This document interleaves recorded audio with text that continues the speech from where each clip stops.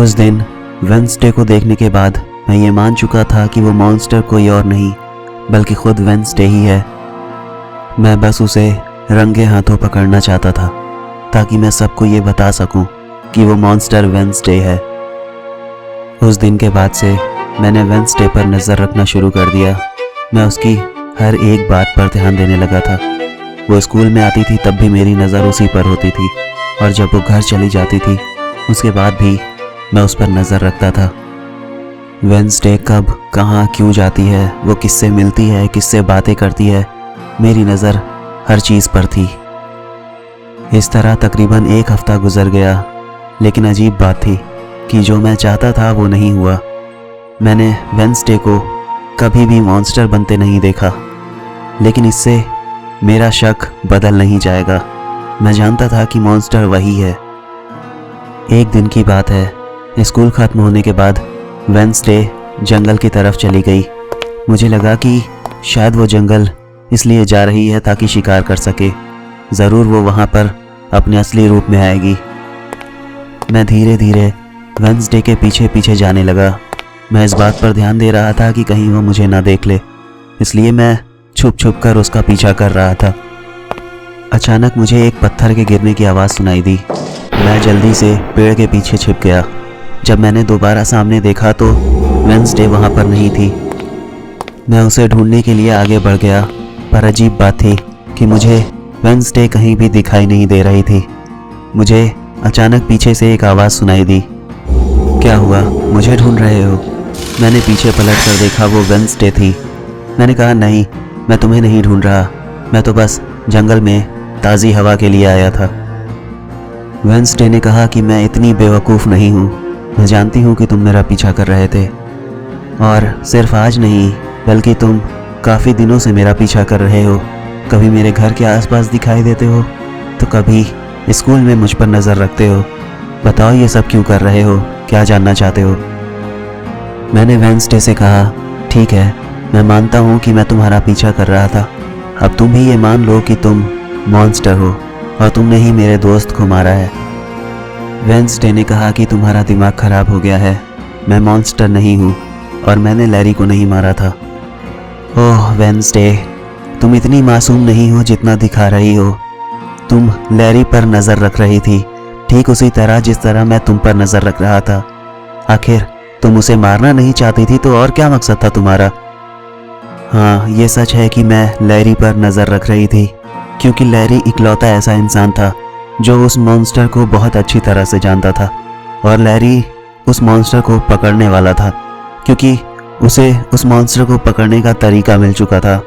पर उसकी बदकिस्मती थी कि वो मारा गया। शायद उस मॉन्स्टर को ये बात पहले ही पता चल गई थी। मैंने वेंसडे से कहा, तो तुम्हारा कहने का मतलब ये है कि वो मॉन्स्टर हमारे स्कूल में ही है और इस वक्त वो हमारे आसपास ही कहीं घूम रहा है।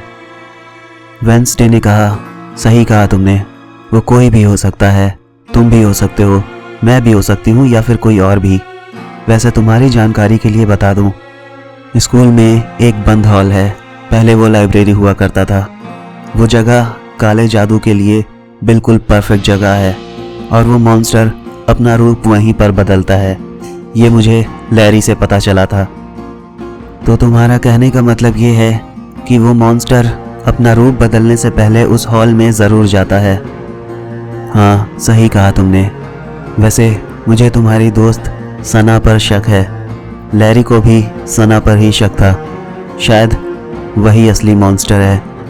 2 दिन बाद अमावस की रात है, और अगर तुम सना को उस रात उस हॉल में लेकर आ गए तो यकीन मानो वो अपने असली रूप में ज़रूर आएगी, और तब हम उसे रंगे हाथों पकड़ लेंगे।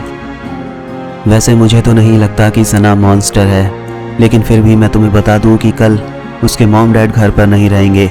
जब वो स्कूल में होगी तब हम उसके घर पर जा सकते हैं, उसके घर की तलाशी ले सकते हैं, शायद हमें कुछ मिल जाए। वेंसडे ने कहा, ठीक है, तो कल सुबह 9 बजे मिलते हैं स्कूल के बाहर। मैंने कहा, ठीक है, सुबह 9 बजे। अगले दिन सुबह जब सना स्कूल में थी तो मैं और वेंसडे हम दोनों उसके घर चले गए। मैंने जैसे तैसे उसके घर का दरवाज़ा खोल लिया। जब हम सना के कमरे में गए तो हमारी आंखें फटी की फटी रह गई। चारों तरफ उस मॉन्स्टर की तस्वीर लगी हुई थी और यहाँ वहाँ जादू टोने के निशान भी थे। मुझे एक किताब भी मिली थी, वो अजीब भाषा में थी। मैं समझ नहीं पा रहा था कि उसमें क्या लिखा है, लेकिन इतना ज़रूर समझ रहा था कि वो किसी काले जादू से जुड़ी हुई किताब है। मैंने वेंसडे से कहा, अब तुम्हें कुछ करने की ज़रूरत नहीं है। मैं समझ गया हूँ कि सना ही असली मॉन्स्टर है।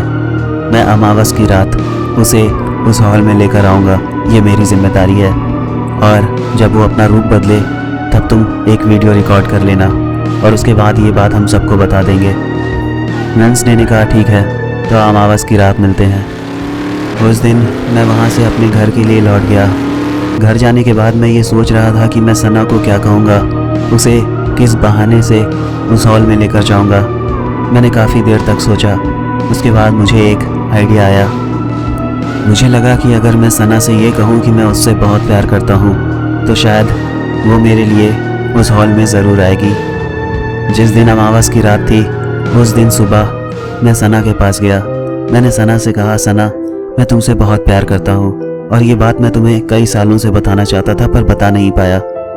मैं तुम्हारे लिए कुछ करना चाहता हूँ। मैंने बहुत कुछ प्लान किया है। क्या तुम मुझसे अकेले में रात के वक्त उस पुराने हॉल में आकर मिल सकती हो? सना मुझे शुरुआत से ही पसंद करती थी, इसलिए मैं जानता था कि वो मना नहीं करेगी।